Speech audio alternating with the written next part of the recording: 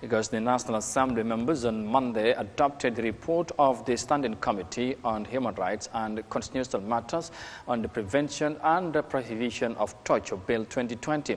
The bill was presented by the chairperson of the Select Committee on Human Rights and Constitutional Matters. It could be recalled that a carryover motion by the Attorney General and Minister of Justice on the said bill was accepted by the Parliament. Thus, the report on the bill is a continuation of where it stopped in the 5th legislature. Yahya Jammeh tells us more of that in this report. The torture bill contains issues of torture and inhumane treatment by individuals in the hands of security while in detention or when information is being extracted from them. Torture means any act or omission by which severe pain or suffering, whether physical or mental, is intentionally inflicted on a person by or at the instigation of or with the consent or acquiescence of any person, whether acting in an official or private capacity for such purposes as obtaining information or a confession from the person or any other person. The torture bill is still hanging in the arms of Parliament as it is yet to be decided whether it is to be law or not. Presenting the report on the Prevention and Prohibition of Torture Bill 2020, the chairperson of the committee, Honorable Madi Sise, explained some of the omissions and also recommendations that were made during the review of the bill at the committee level. Honorable Speaker, on the recommendations of the committee, Section 2 and 3 of the cell to amend to read as follows. Mental and psychological acts of torture includes confining the victim in a solitary cell against his or her will with prejudice to his or her security. 3.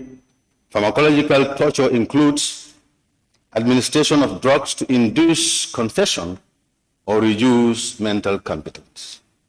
The use of drugs to induce extreme pain or certain symptoms of diseases, denial or access to medical treatment, and other forms of deliberate and aggravated, cruel, inhuman, or degrading pharmacological treatment or punishment.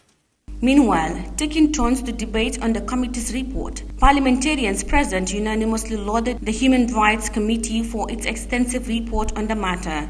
National Assembly member for Busumala said the bill is timely and it will help to strengthen the legal process of information seeking. It is only going to strengthen the legal process of obtaining information that are necessary for the prosecutions to rely on in order not to make persons prejudice of their rights in inflicting torture or inhuman and degrading treatments meted on them, as we have been seeing or witnessing in this jurisdiction.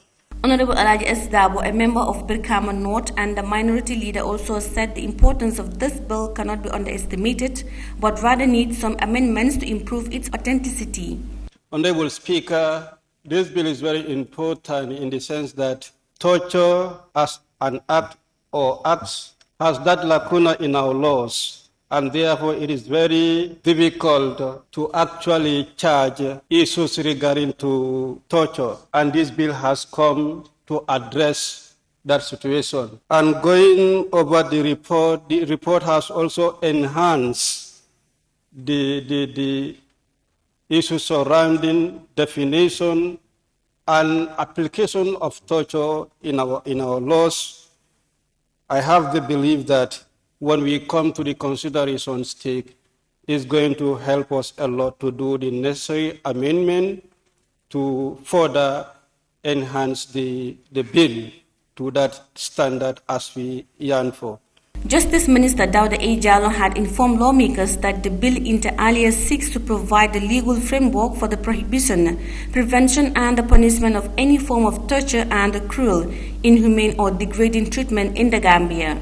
The report on the Prevention and Prohibition of Torture Bill 2020 has been adopted by lawmakers, and the next stage will be its consideration. If the bill should be enacted by Parliament, it will address unlawful torture, inhumane treatment and other forms of torture. Reporting for Eyeafrica News, I am Yahya Jammeh.